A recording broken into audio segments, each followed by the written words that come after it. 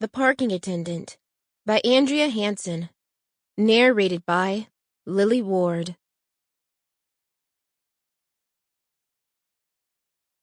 I'm visiting my sister when I first noticed the parking attendant. She only lives a couple of blocks from my flat and is at home on maternity leave these days. It's convenient that I can sometimes visit her for late morning coffee since I work independently from home. When you don't have any coworkers, it's nice to take a break and talk to someone. My sister and I are only a couple of years apart in age. We've been close our entire lives. Her home is tidy and charming, large green plants in the corners and decorative Indian cushions on the sofa. I like visiting her. There is relaxed and feminine energy in her flat, even though she and her husband just became parents for the first time. I often wonder how she manages that. My sister is beautiful. Her hair is in a messy bun on top of her head, and she is wearing a lovely silk kimono over her soft and light pajamas. She smiles a broad smile when she opens the door. We went to Paris together when we were younger, just the two of us. We both have similar figures, and we could wear French clothes perfectly.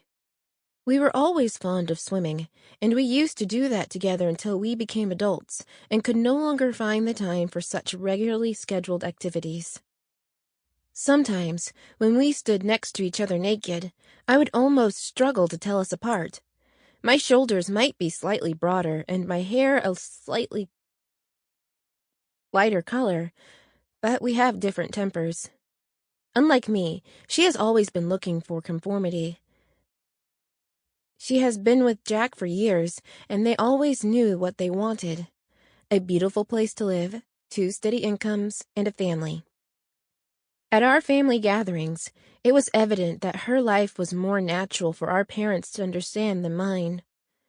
But then again, there are plenty of things one does not talk about in family settings. Today, she happens to be standing by the window, cradling her infant son in her arms as we talk. "Look at that," she says, pointing out of the window. I walk over to stand next to her and look over her shoulder to follow her finger. She shakes her head slightly. In the streets, there is a young man in a black uniform, a parking attendant.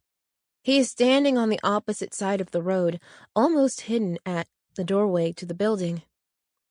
Occasionally, he steps forward and looks around as if he's hiding from someone. I smile slightly. "What's going on?"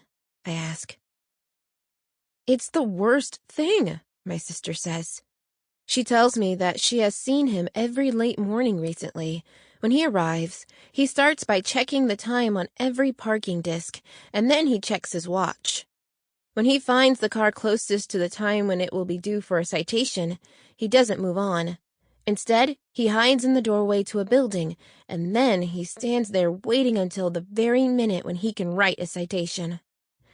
At the moment, he steps forward like a bear, and in no time, there is a small white sheet of paper fluttering on the windshield. Then he hurries on, but wants to avoid the annoyance the driver might express at receiving a citation written just 1 minute after the parking permit elapsed. I can't imagine that it's very relaxing to be a parking attendant, only slightly better than the people who check train tickets.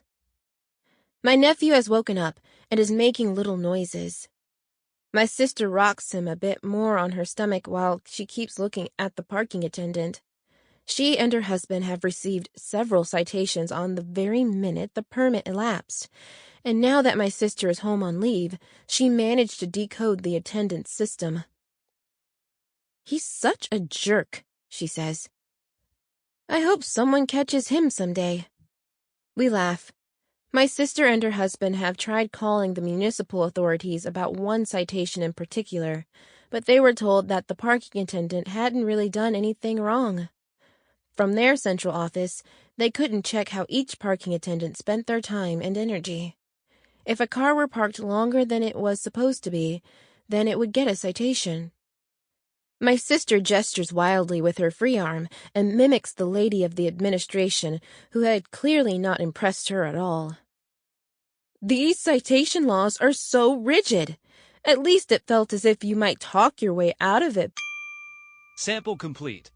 Ready to continue?